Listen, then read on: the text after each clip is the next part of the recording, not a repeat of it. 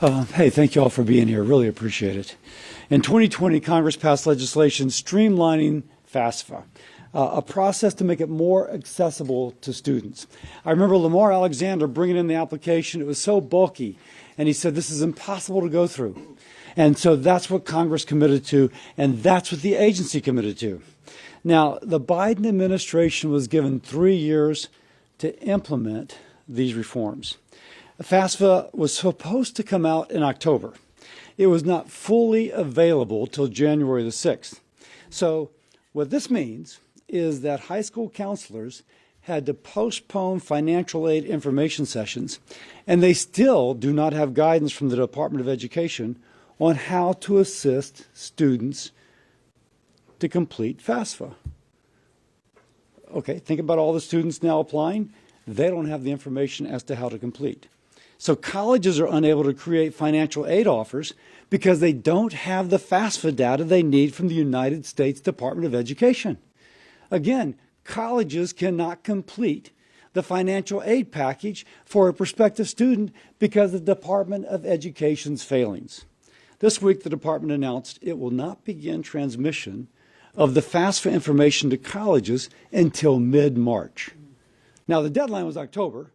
Kids are already applying, but they don't have the information, and it won't be available till mid-March. And it was supposed to begin to be transferred to the schools in January. Now, what's the impact? We recently had Washington, D.C. Mardi Gras, and I had university leaders from across my state up here. Their biggest concern is for those high school students who are just now, for the first time, obviously attending, who have never been through this before. Many students, think about this, many students may forego college because they don't know that they can afford it. That is the issue here. And others will simply be turned off by the error messages in the application and the lack of communication in the process. Smaller colleges in particular are having problems. They're most vulnerable, and they will risk not filling their classes. And this may mean that some of those smaller colleges in a cash flow crunch have to shut down. Now, last week we sent a letter to the Government Accountability Office requesting an investigation into this botched rollout and the impact upon students and families. I'm pleased to announce today that the GAO has begun their investigation. And as ranking member of the Help Committee, my office is also launching a hotline, a website for students, guidance counselors, financial aid administrators, and others to report issues they are having with the FAFSA process. So those who have issues with FAFSA can access this hotline at www.help.senate.gov/FAFSA, FAFSA. Now, let me end. In the last 3 years, the Biden administration's Department of Education has put considerable time and resources to prioritize their student loan schemes. But they've been unable to fulfill their basic responsibility mandated by Congress and essential to American families. It hurts the students who are already stressed with making one of the largest financial decisions of their life. President Biden, Secretary Cardona, you need to explain why the American people are having to live with the consequences of this administration's upside-down priorities. In the meantime, I'm hearing from parents, guidance counselors, and administrators that there's been little or no communication from this administration. For student loans, they've held several listening sessions, released countless messaging documents, but parents are hearing absolutely nothing about FAFSA. The Department of Education needs to take responsibility, communicate what they're doing to remedy the situation, and give guidance to students and families. With that, let me introduce Senator Shelley Capito from the great state of West Virginia. Thanks, Bill. I want to thank Senator Cassidy for his leadership on HELP and his leadership on this issue with the letter that I joined and probably several of us joined. Well, I think Senator Cassidy has done a good job of setting out the dates, the missed obligations that the Department of Ed has repeatedly pushed back, filled with glitches. One glitch that they are supposedly trying to fix is the glitch that would have resulted in less monies available for federal aid because they did not account for inflation. Imagine this administration who's have all this inflation and they don't account for it in the cost of going to college. It's when we passed this, I remember too, Lamar Alexander just really pounding this, saying how difficult it is for parents and for students. But think about that first-time student in a family. Maybe the families have never gone for it. Maybe they're making a stretch to think they want to go to into higher education. So put yourself in their shoes, an 18-year-old trying to figure this out with their guidance counselor, with their parent or the teacher, whoever they're working with, and then to have deadline after deadline moved. And then you finally get the nerve to go, you're going to go for it, and you're going to be squeezed into 2 to 3 weeks to make one of the biggest decisions of your life because of the ineptness of the Department of Education giving you the adequate time that they're supposed to give you. So I think that they've neglected to follow the law here. They've been excuse after excuse. And quite frankly, I think this is one of the biggest obligations of the department. It's certainly something here in the Senate we care about, because every year we look at Pell Grants. Every year we look at what the affordability issues are and how important they are. So let's just look at the Department of Education for a minute. The building is a ghost town. The GAO study showed that the Department of Education here in Washington had a 17% utilization rate. In other words, the people in the building, the space in the building was only being utilized 17%. You have a major mistake developing on a 3-year problem on the FAFSA. Now, I know I problem solve best in person. I know I problem solve best when I have my team around me. We talk through the issues. The Department of Ed hasn't even called their people in to the main office here in Washington, D.C., and now they've got mud on their face, and they're trying to make excuses that they didn't have resources, they don't have time. I'm sorry. There's no excuse. It's a priority for us. It should be a priority for them. Get people back to work. Fix this now. And also, in their announcement, they said, the announcement they made yesterday that Bill talked about, they said, well, it could be March or it could be later in the spring. They never committed to a date here. So with their history, I think Chancellor Sarah Tucker in West Virginia is very concerned. Is it March 1st? Is it March 15th? Is it April? Is it May? And it has ramifications for the institutions as well. Because if their enrollment's down in year 1, their enrollment's going to be down in year 4. That's got big ramifications for our colleges and universities. So with that, I want to turn this over to the great senator from the state of Kansas, Senator Marshall. Thank you, Shelley. It's great to be on the stage with so many Big 12 universities represented up here. Joe Biden's policies continue to destroy America from the middle out and the bottom up. His policies, his ineptness continue to destroy America from the middle out and the bottom up. Joe Biden's fumbling of FAFSA, the student aid application, disproportionately impacts students from middle-income families and lower-income families as well. I know what it's like to be a first-generation college student, hoping to get a little bit of financial aid on top of academic scholarships and athletic scholarships, and what it is to sit there and be waiting for that, literally the difference, being able to afford to go to college or to not go to college. And we're hearing that from Kansas universities, small colleges and community colleges, technical colleges across the state. Of the 17 million people that have tried to enter this process, only approximately 3 million have been able to get across the finish line. I want to echo what Senator Capito talked about. Only perhaps 20% of folks in the federal government are working in purpose. And whether it's the USDA or the Department of Education, I'm calling on Joe Biden to get the federal employees back to work, back in person. This continues to cause a delay up here and these programs not being implemented properly. Thank you. I want to introduce, of course, Senator Ernst from the great state of Iowa. Thanks, Roger. Thank you. And thanks to Senator Cassidy and the committee for spearheading this. And as we know, the cost of higher education has just skyrocketed. And I was one of those first-generation college students. My parents did not go to college. So I was able to go because I had federal aid and scholarships. No athletic scholarships, but I had scholarships. And our Iowa ag families, most of the time they are asset rich. Their folks have farm ground. Okay, they have equipment. So they're asset rich, but they are cash poor. And these ag families should not be forced to sell their farm so that their children can go to college. The same is true of other small business owners. They are asset rich, but cash poor. So the new federal student aid application was supposed to help these farm families, help their eligibility for aid by taking all of that into account, that they are cash poor. But instead, the Biden Department of Education's botched rollout forced uncertainty this school year, as my colleagues have outlined. For some Iowans, Biden's new formula could result in their contributions skyrocketing from right around $7,000 to over $40,000.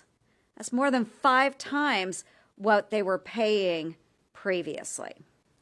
Instead of helping families know the true cost of their college, the Department of Education wasted time on a lot of socialist schemes and taxpayer-funded handouts.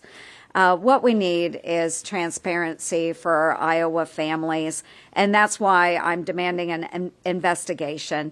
No more delay, Department of Education. We need to get this straightened out right now. We need to fix the processes so our Iowa farm families know exactly what they will need to pay or what they can receive from federal aid in this next year.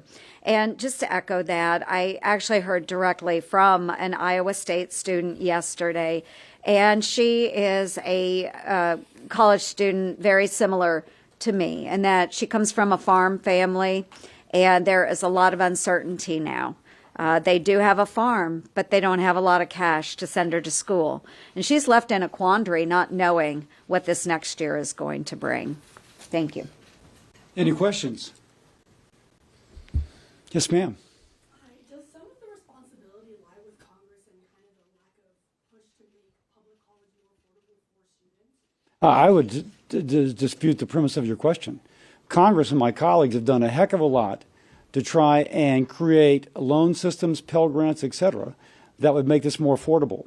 Now, what you've seen is the cost of college going far higher relative to inflation. And there's some who argue that the effort to make college more affordable through loans and grants has been taken advantage of by universities. That's a different argument. What we're talking about here is, okay, Congress has put all this out there, but now the students can't access it because they don't know how to access it. And this is a clear failing of the Department of Education.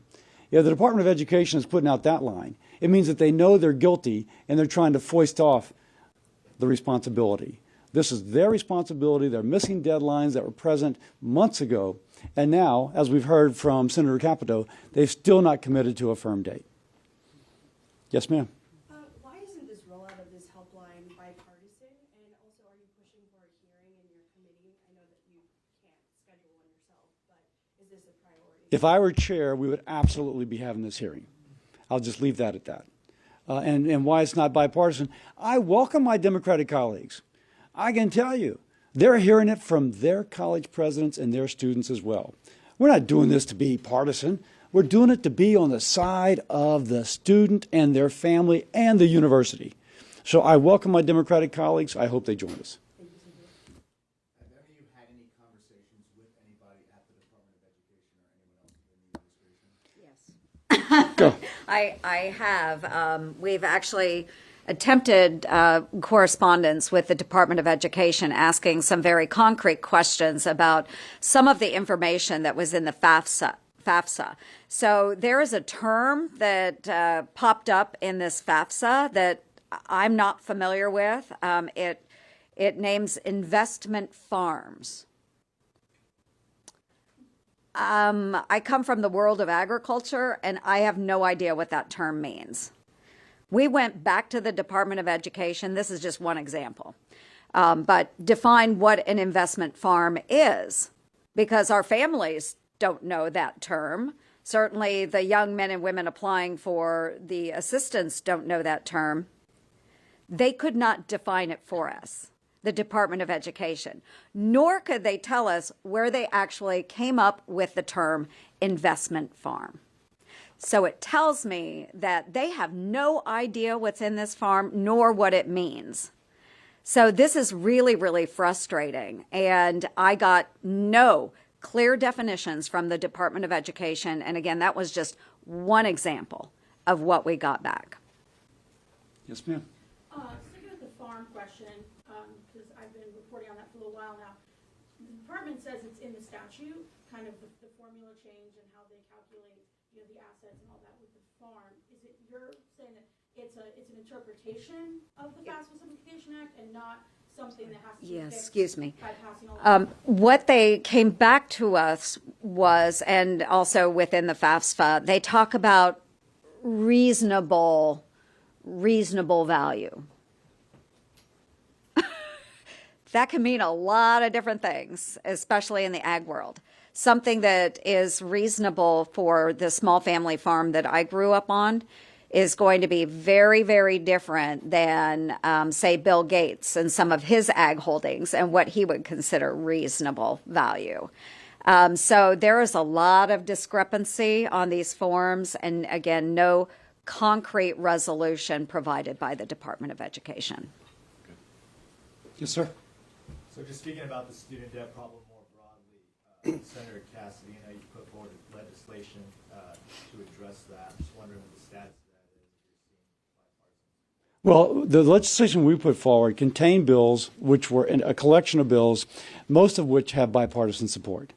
But I frankly don't think that there's interest on the other side of the aisle to take up these bills, even though most of them have bipartisan support. It would be taken as implicit criticism of this administration's total disaster in terms of how they've rolled this out, which is too bad, because again, they're bipartisan. For example, the one I have with Senator Warren, the College Transparency Act. It would have a university required to put online if a student, whatever the student looks like, whatever he or she looks in the mirror and they see, they plug in, to tell them what is their likelihood of graduating in this curriculum at this university, how much would they have to borrow, and how much would they earn. That's College Transparency Act. And that's bipartisan, and we should all be for it. But I don't think it's going to come up this Congress. If Republicans were in control, it would. Yes, ma'am. Is there any interest in giving the Education Department more money to fix this immediately? You know, they had so much money that they have been spending going after student loan forgiveness schemes. So let me posit it to you. You send your kid off to college. You give them enough money for the semester, and they spend it all on partying in the first week. And then they say, Mom and Dad, I don't have any money for food. Well, this may be a life lesson. It was mentioned that only 17% of the capacity of that building is being used. Has the department belt tightened? Have they laid off maintenance workers? Of course they haven't laid off maintenance workers. They have people, quote unquote, working from home doing maintenance. Now, if ever there was a time for the department to signal to the American people, listen, we squandered our dollars, but now we're going to tighten our belt and we're going to do it right and come up with a solution to this problem that we created. Instead, it's kind of like, oh, I'm sorry, poor pitiful us. We spent all our money doing things that we weren't mandated to do, and now we don't have money to help you. That is an indictment of the Biden administration and of this secretary. Yes, sir. Senator Cassidy, have you heard from Louisiana colleges specifically? Oh, yes. The kind of impact this has by having delayed aid? Oh, yes. Again, Washington, D.C. Mardi Gras was here, and I won't mention the specific college because they asked me not to. But I'm just saying, well, what's going on? Oh, let me tell you what's going on. FAFSA is not working. We cannot help our students. We have lots of first-generation students. We cannot help them. That is just spontaneous. Instead of saying Happy Mardi Gras, they would say, we got a problem with FAFSA. That's what was their problem. Yes, ma'am. So the deadline to launch the FAFSA by January, and I know it got pushed back, but it was in the initial FAFSA Simplification Act. I mean, how did Congress settle on this, on the deadline? And basically, did you give the department enough time to pull this off? The department was brought in to give technical assistance.